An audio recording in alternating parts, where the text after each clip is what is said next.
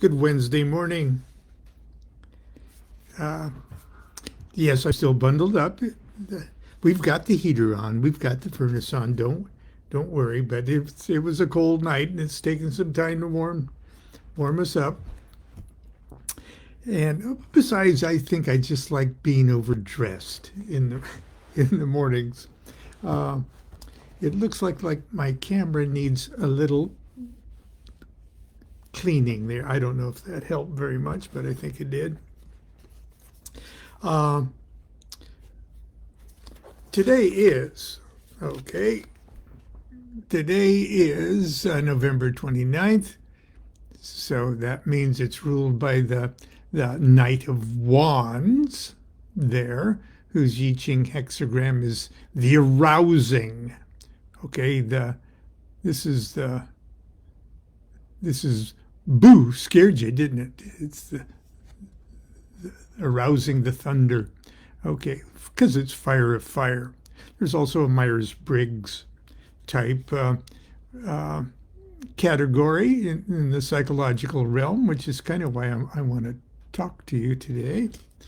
So that's the 30-degree period. Okay, now the knights or the kings and the queens and the princes of the court cards each rule 30 degrees of the zodiac. But instead of ruling a whole zodiac sign, they rule from 20 degrees of one sign to 20 degrees of the next sign. So that would be 20 degrees of Scorpio to 20 degrees of Sagittarius. Now, why wouldn't it rule a whole zodiac sign? Because the lesser arcana is elemental in nature. Fire, water, air, and earth. So the knights or the kings are the fiery quality, and the wands are the fiery quality. So this is fire of fire. And it's the job of the elements to join with other elements to make stuff, to make everything. And without a little something strange, something that's not of your nature, just enough of it to be attractive to other elements, they sort of have to adopt 10 degrees of the previous sign. So in other words, instead of ruling the 30 degrees of Sagittarius, the Knight of Wands had to back up and pick up the last 10 degrees of Scorpio to say, look, I can adopt. I can use that Scorpio to attract other elements. Okay, that being said, so the knights, queens, and princes rule 20 degrees of one sign to 20 degrees of another, or of the next sign. Oh, and also there's the idea that the queens, also with this idea of the crazy mixed up world of court cards, the queens predominantly rule the cardinal signs, and the princes predominantly rule the fixed signs, and the knights rule the predominantly the mutable signs. So that adds another element to the mix. So that's why the Knight of Wands rules 20 degrees Scorpio to 20 degrees Sagittarius. Okay, now within this Knight, this 30 degrees, are three small cards. Three small cards live inside that because the small cards, the 2s through 10s, rule 10 degrees or a decan. And so today's date would also put us at the 8 of Wands, which rules November 23rd up till December 2nd. And this is our first 10 degrees of Sagittarius. And so we got the 8 of Wands, swiftness. I mean, all the goodies. So this lives right here inside here with two other small cards. That's not what I'm going to talk about today, except loosely the subject being tarot. 25 years ago, it was, or almost 25 years ago, I was speaking in Chicago at the International Tarot Congress, which was a yearly event put on by Janet Barris, the Tarot Queen of Chicago. I hope you're listening, Janice, or Janet. I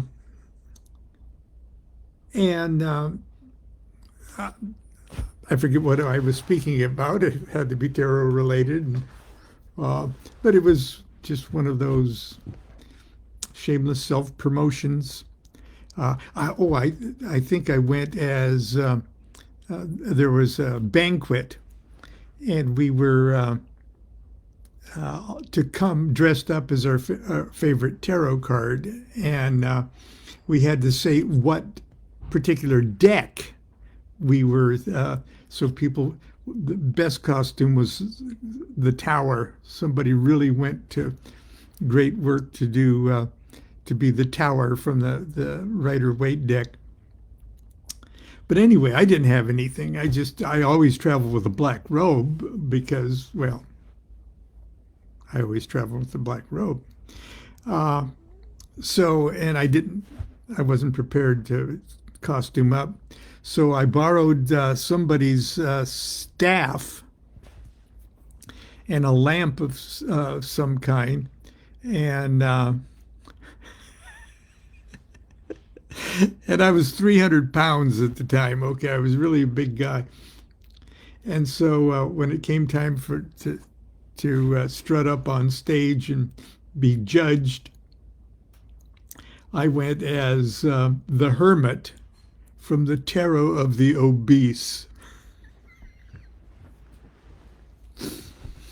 There's a video of it somewhere. Anyway, and that's not what I want to talk about today. I'm sitting out on the steps of the hotel. This was in Evanston, Illinois. And waiting for a cab or a shuttle bus or something to the airport, coming home. I was sitting on the steps of the hotel with another guy who spoke there, and I hadn't listened to his. I hadn't attended his talk for some reason. But we introduced ourselves, and it was Dr. Art Rosengarten, who was speaking on the psychological, the Jungian psychological aspects of the tarot. And I was sorry. I regretted that I hadn't attended his talk. But come to find out that he lived in Encinitas, which is a little bit north of San Diego and a little bit, quite a bit south of Costa Mesa, about an hour's drive. And that he taught a weekly class that he called the Tarot Circle. And it was made up of his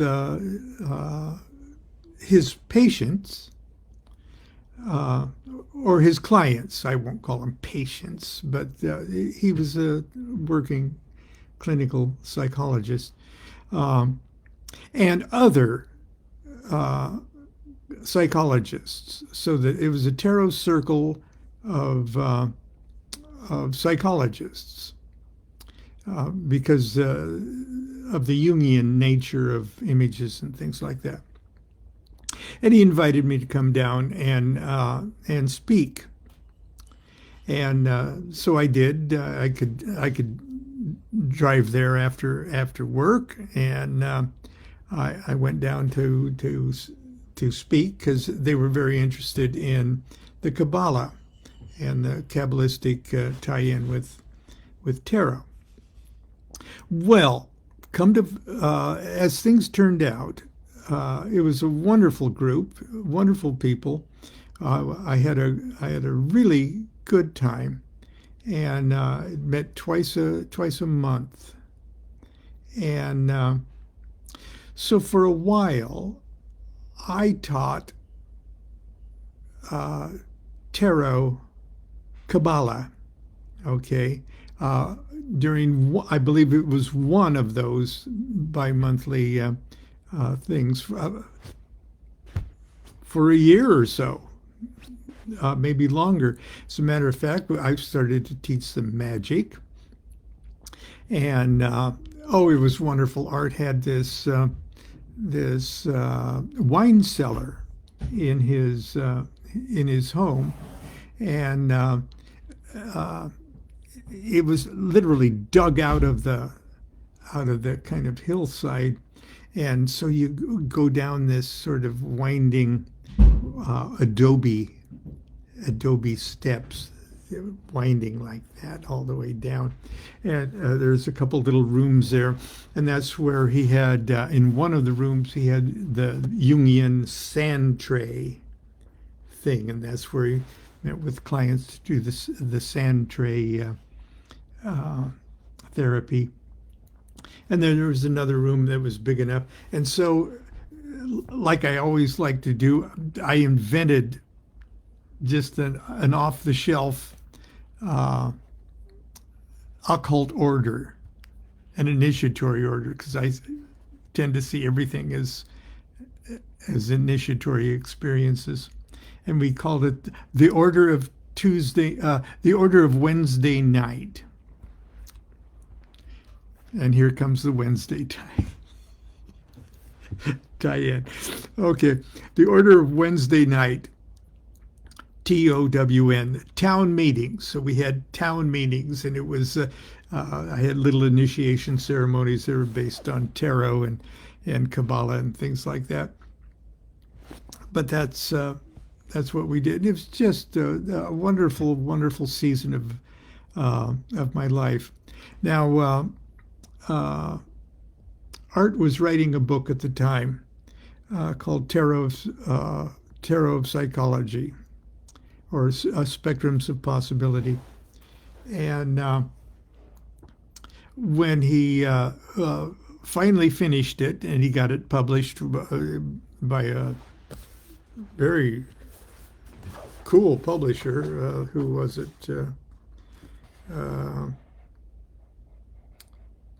Paragon House published it. He was kind enough to ask me to pen the introduction, and I think I've penned an introduction to another one of his books that he did later.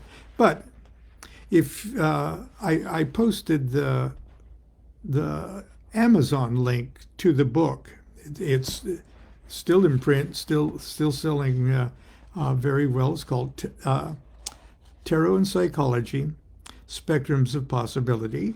And I wrote a very, very short introduction. And if you'll permit me, what are you going to do to stop me? I'll share it with you this morning.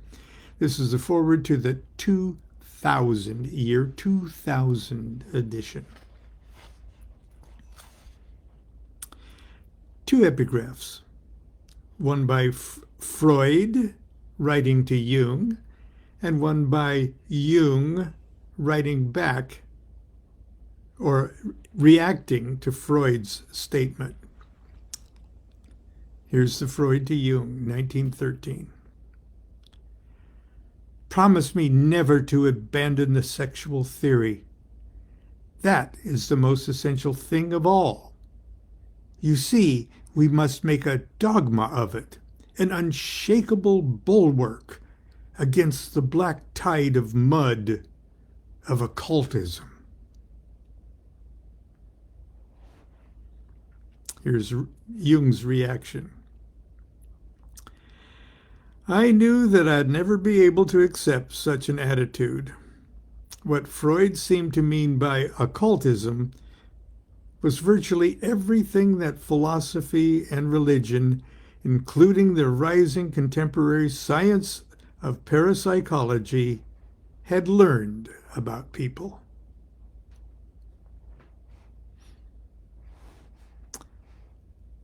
For at least 5 centuries, the tarot has tenaciously survived the condemnation of church, the persecution of state, and the ridicule of academia. Long the instrument of fortune tellers and persons of dubious, if not felonious character, the tarot enters the new millennium still in the guise of a fallen angel. However, unlike Milton's rebellious protagonist, the tarot now hovers dangerously close to redemption. I'm pleased, but not at all surprised, to learn that these ancient and evocative images are now attracting the serious attention of modern mental health professionals. Foremost among these is Arthur Rosengarten, Ph.D., whose provocative and thoroughly readable book is the subject of these brief words. Since the mid-19th century, adepts of Western Hermeticism have attempted to demonstrate that the tarot is constructed in strict conformity with the fundamental principles of Hebrew mysticism known as Kabbalah. They asserted that the images of the tarot, especially those displayed on the 22 trump cards, are visual personifications of various aspects of deity which had been categorized with anal retentive zeal by unnamed Hebrew sages at some time in the distant past. The ancient Hebrew philosophers built upon the scriptural premise that man was created in the image of God. Later esotericists, observing the phenomena of the repeating patterns of nature and remembering the Hermetic axiom as above, so below, tended to agree, albeit with less parochial bias. They reasoned that if the images of the tarot were metaphors of aspects of divine consciousness, then it followed they must also reflect on the human level as key components of the psyche, archetypal citizens of the mind, which each of us share with our common fellows. While I don't presume to speak with any measure of authority on matters relating to the field of psychology, I do feel somewhat qualified to speak on matters touching on Kabbalah and tarot. It's clear to me that the mystical concept of the archetypal images of the tarot is identical in essence with those of Jung's universal collective consciousness. Moreover, I firmly believe that under certain circumstances, the images of tarot can trigger, activate, subdue, direct, or empower the specific dynamics these archetypes represent. Regrettably, few professionals are aware of the practical potential of the tarot. Fewer still are as yet willing to risk the condemnation of colleagues by embarking upon a course of study that would enable them to skillfully employ this in a therapeutic environment. A master of both disciplines, Dr. Rosengarten remains somewhat immune to such concerns.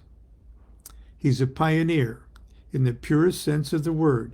Not only has he courageously ventured into uncharted territory, he has lingered long enough along the way to break ground and erect landmarks for the benefit of those who will inevitably follow. Ironically, the antagonism, real or imagined, that exists between tarot and psychology parallels in many respects the fundamental differences between Eastern and Western mysticism. The Eastern mystic, by tradition and perhaps by temperament, is taught to quietly plunge inwardly to meet the myriad facets of self of self on their own turf. Furthermore, to overcome the distractions of mind which hinder this inner self-communion, he or she, we're talking about the Eastern mystic, strives with ruthless meditative fervor to virtually assassinate the harpies of thought, creating, as it were, a vacuum into which pure illumination will theoretically pour. The Western mind, on the other hand, prefers to deal objectively with subjective matters. We want to reach in, personify them, pull them out, throw them down in front of us, and have it out with them here and now. But dealing objectively with internal realities is impossible if one is unable to recognize and engage them as such. For what more perfect tool could one ask than a deck of colorful archetypal images that can be manipulated at will in nearly infinite combination? As the author points out, and this is Art's quote, in a typical 10-card spread, the chances of reproducing an exact duplication are simply staggering. When one calculates the probability from a deck of 78 highly differentiated cards. But with tarot, a transpersonal commonality is equally brought to bear upon human individuality and difference. This perhaps is why tarot's light shines through all quadrants of the psychological universe and may be applicable in various degrees to diverse theoretical persuasions.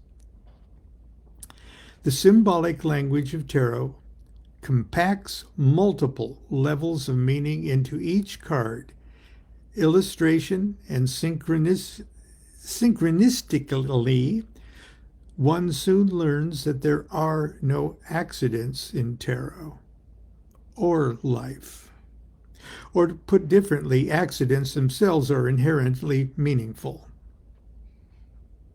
Universal themes of human experience unfold within original permutation of the tarot matrix, reflecting countless variation on common myths such as the perennial stages of human suffering and attainment, the psychological tasks and demand of human development, and the mysteries and potentials of the human spirit." Unquote.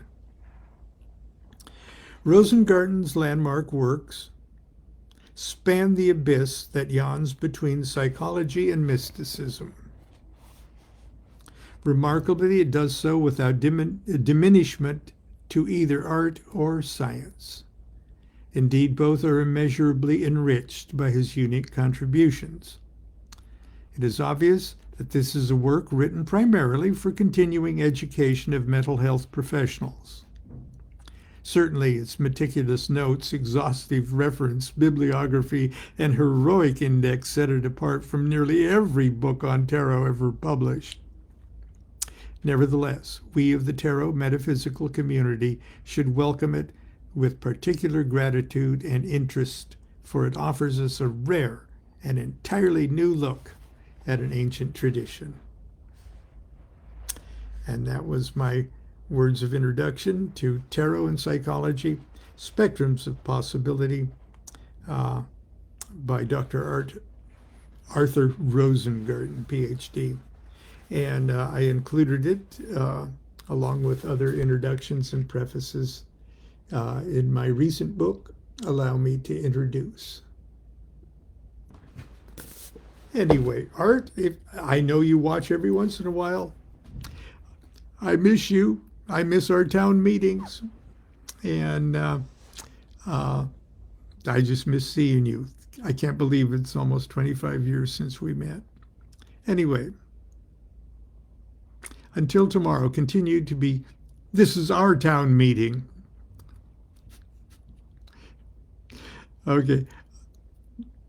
The Order of Wednesday Night. Be good to yourself. Be good to each other. Do what thou wilt shall be the whole of the law. Love is the law. Love under will.